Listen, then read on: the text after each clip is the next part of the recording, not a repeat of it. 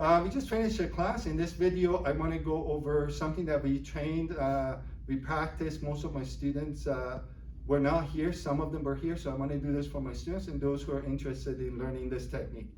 So what I want to go over is that if someone grabs you, instead of trying to do wrist locks or fancy techniques to come out of the technique, you can simply fall back into your back stance. Or if you know a stance called Hungetsu Dachi, and I'm just going to go over that with my student and teach this to you, share my knowledge with you, and see if you can understand it and practice it with a partner safely in your dojo. So let's say I'm talking to someone and he just grabs my arm. At this point, I can simply just drop back into back stance.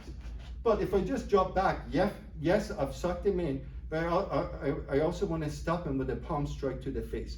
Be very careful in your training so that you don't hurt your partner. So he grabs my arm, I fall back, and then I do a palm strike. So as I fall back, so I don't need to use my muscles, I don't need to use my biceps or triceps. I simply make my arm act like a rope. He could be heavier than I am. I'm just going to fall back into my stance, and as he approaches me, I'm going to do a palm strike to his nose. Obviously, it's going to do some damage to the opponent, but you have reason to believe that after this person grabbed your arm with two arms, that they're about to hurt you.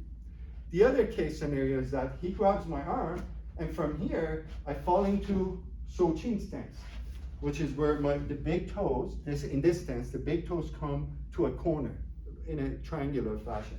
So he grabs, I fall here. Instead of hitting him in the face, I'm just going to hit him in the chest with the edge of my hand. And perhaps I'm doing this because I don't want to hurt him too much in the face. I just want him to stop. And this will actually shock him in the body. It would be best if you do it at the same time, meaning as you fall into that position, you strike. So he grabs like that. So now, let's say he hasn't grabbed you. He comes in with a punch. And so what you can do is you intercept and then you deliver it. So we do it from the other angle. So I'm standing here, I'm like, hey, I'm not looking for trouble, and I hit. Again, it would be better if you do it together.